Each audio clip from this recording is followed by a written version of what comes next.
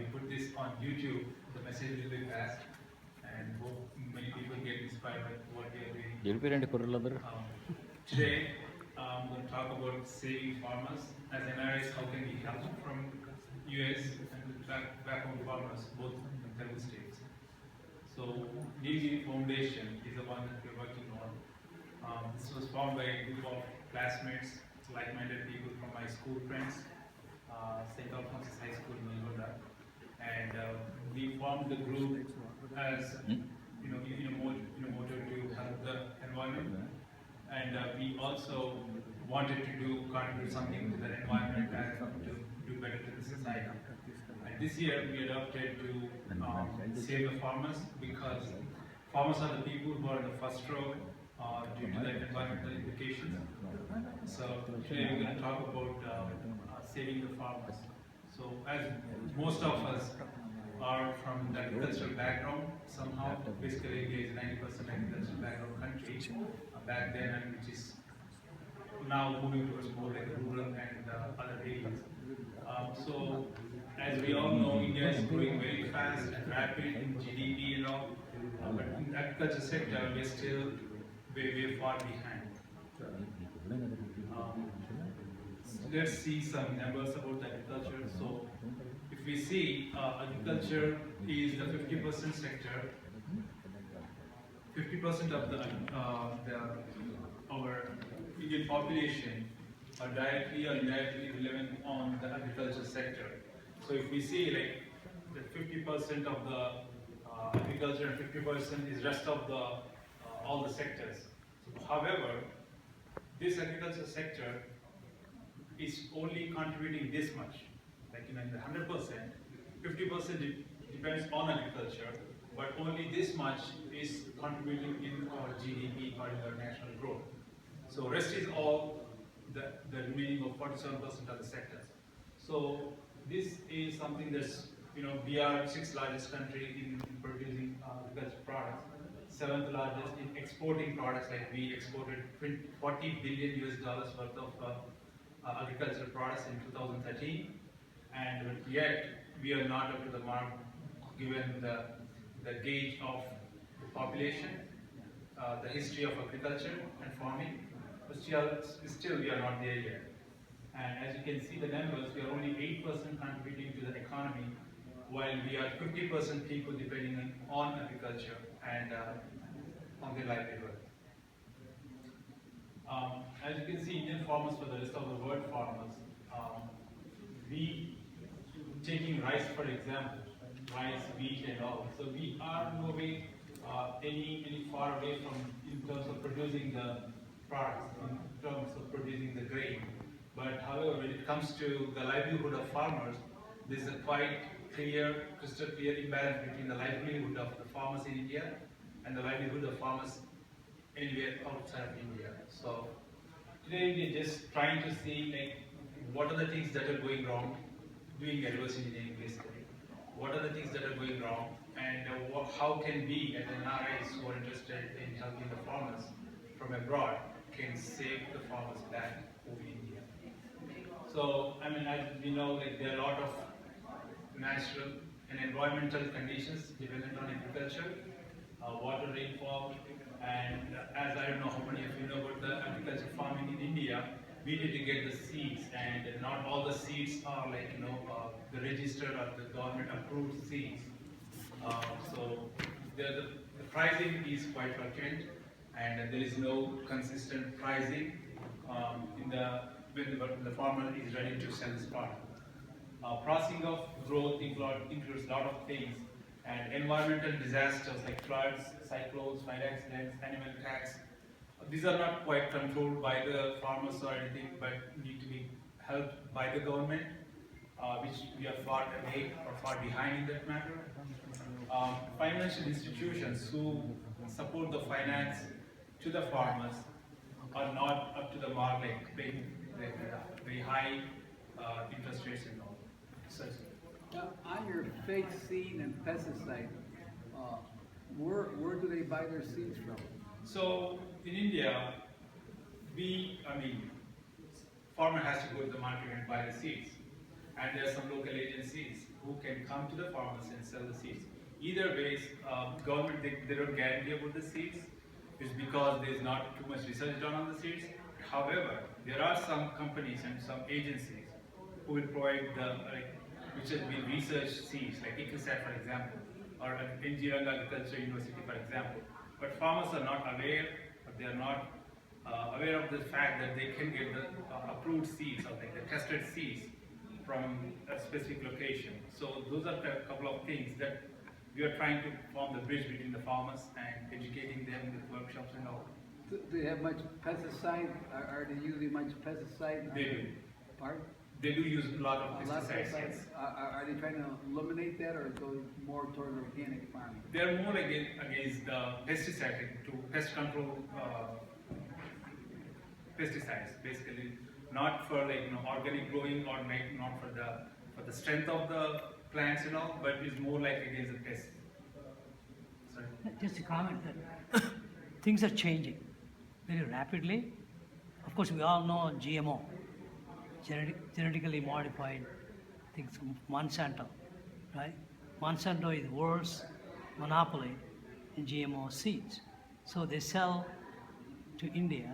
20 years ago, there's not much. Today, there's a great deal of GMO that goes to India. Cotton farming, for example. In Gujarat, a lot of farmers are going through suicide. Cotton farmers. So a lot of changes are happening. So Yes, it's changes are concerned taking place in the right direction now. with GMO, Right. that means you have to buy the seeds from the same company again, right?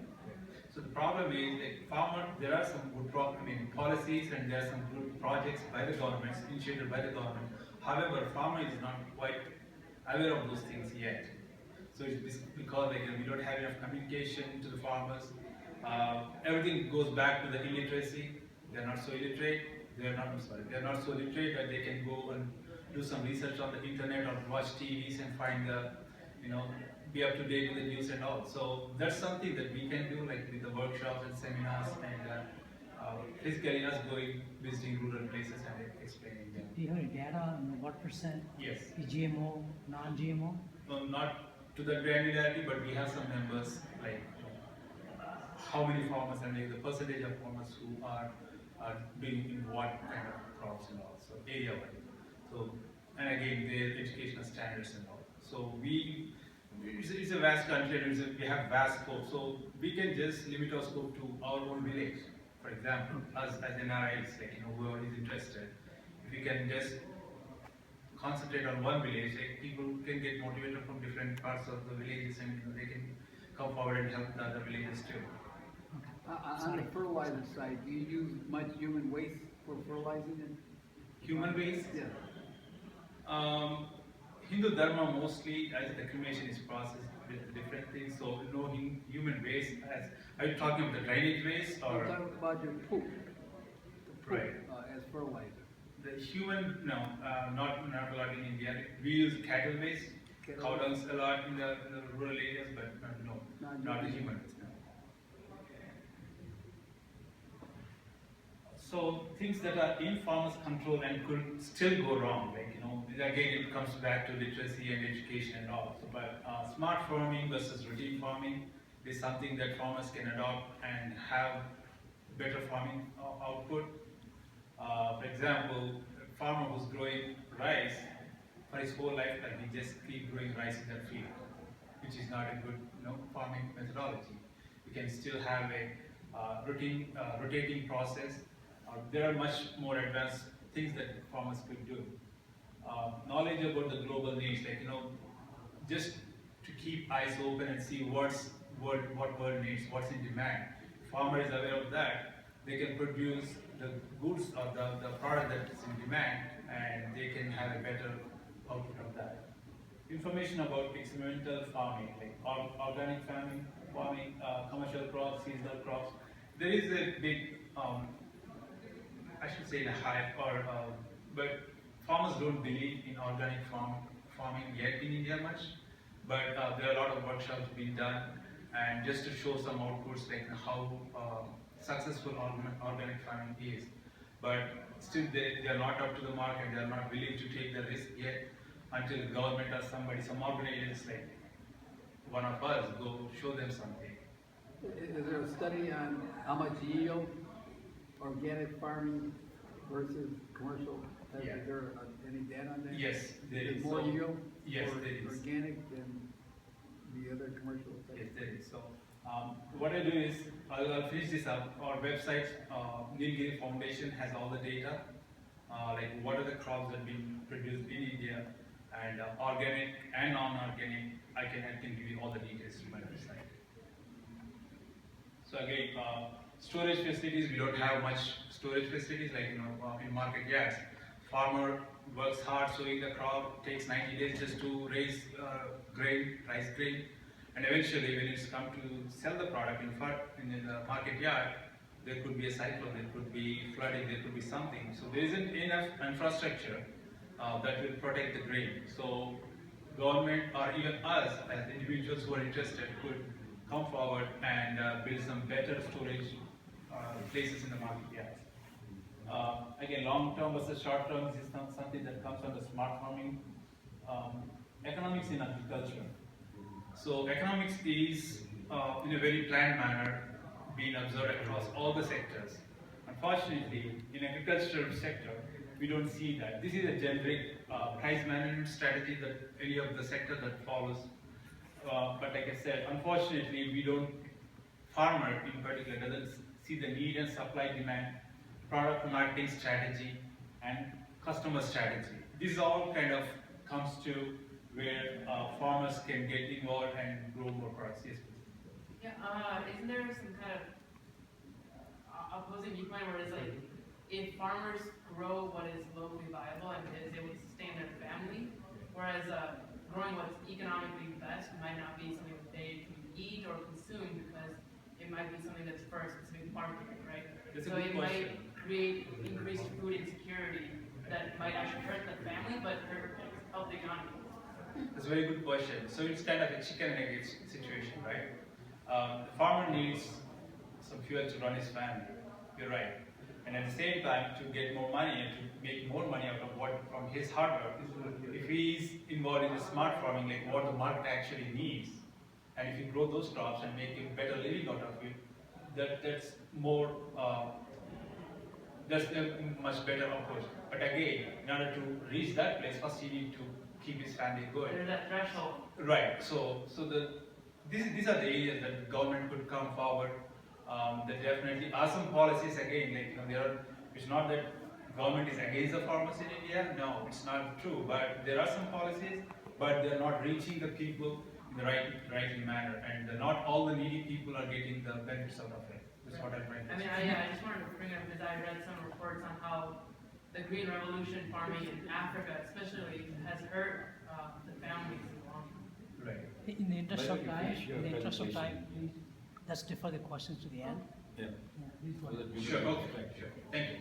But there are really good questions. Hold your thoughts. We'll talk about it.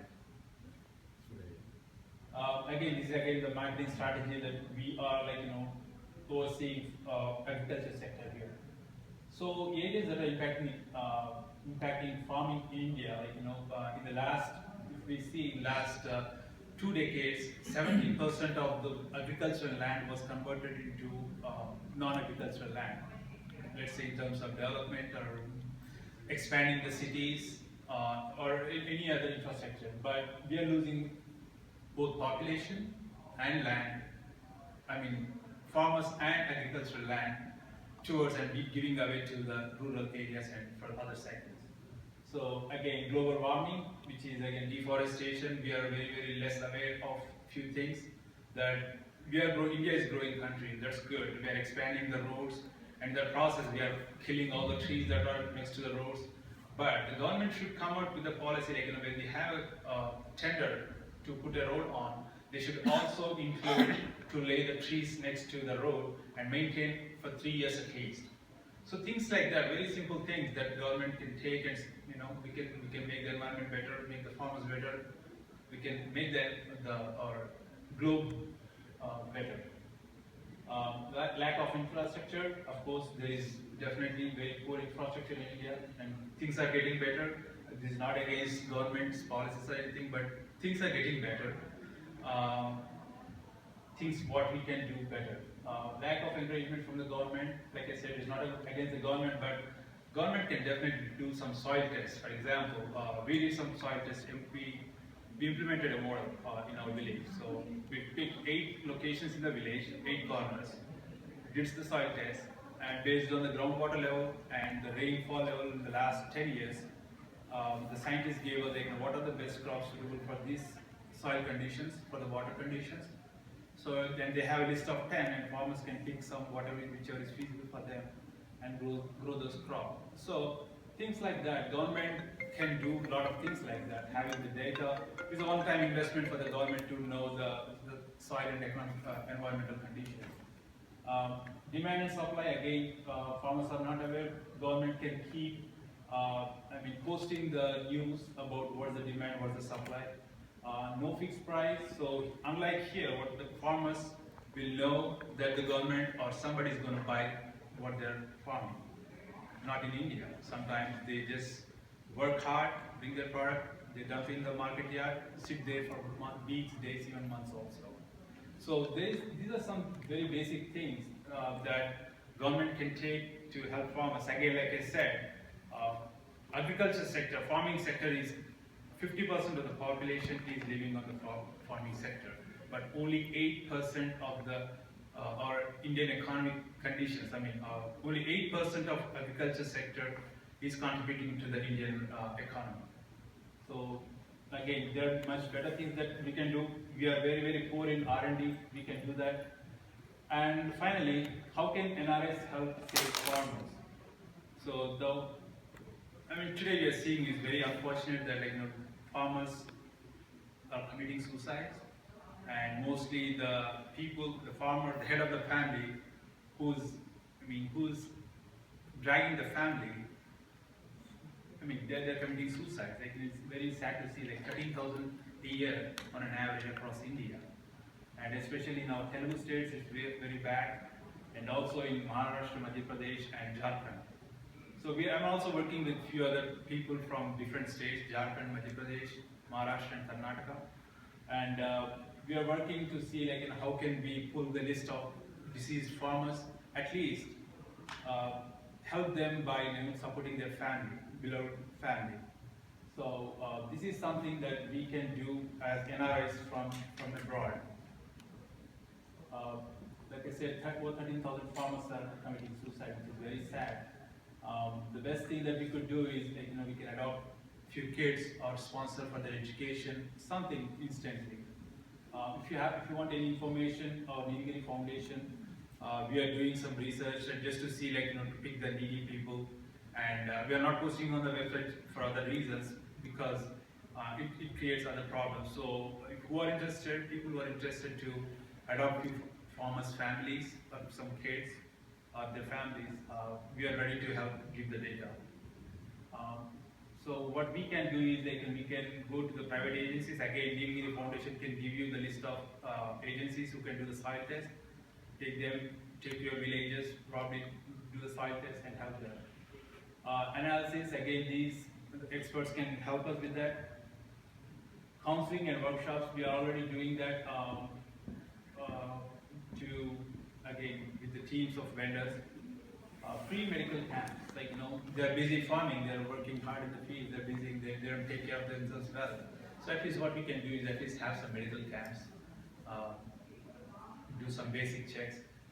As part of that, July 23rd and 24th, I'm in India. We're conducting a free cancer screening camp. We have a mobile lab also. That's going to be in Vidyalagura town in Nalgonda district. And on July 31st, in a very, very rural area called Devarkonda, where 80% are Adivasis and all. We have another cancer camp there, and also a workshop on organic farming in both these places. We are also working with few children, school children, to grow trees. We adopted a model they adopted plant. They name the plant their favorite pet or person or whoever, and they are responsible to grow the plant. So the kids that way And we also work with the school, local schools, that they give 5% of the marks allotted to their services that they're doing towards the environment. That kind of encourages and also puts some pressure on the kids to take some responsibility on the environment. Government should impose some regulations, like we discussed, some plants by the roads. Please, in the interest of time, I wish I could go on and on, but Nilgiri Foundation, like I said, we have been doing some things towards a better society in terms of environmental. If you need more information, we have our website, nilgirifoundation.com, and most of the information that we cannot talk now we posted it out there for people who are interested. And we, like I said, we are a group of people from our school friends. We had a 25-year anniversary, after school anniversary in 2014. So like-minded friends, most of us, we thought we should do something. So we started this. So hope, who are interested, please do contact us. We have more information for you, and let's adopt some farmers, let's adopt some villages. Thank you, Ada. Thank you, panel. Thank you, Dr. Baragar and everybody for the opportunity. Questions, you can please ask me in the interest of time and leave the panel, but you can ask me questions. And it is also information on the website. At the end of the panel. Okay, sure. Thank you very much. Thank you, Vijay. Thank you.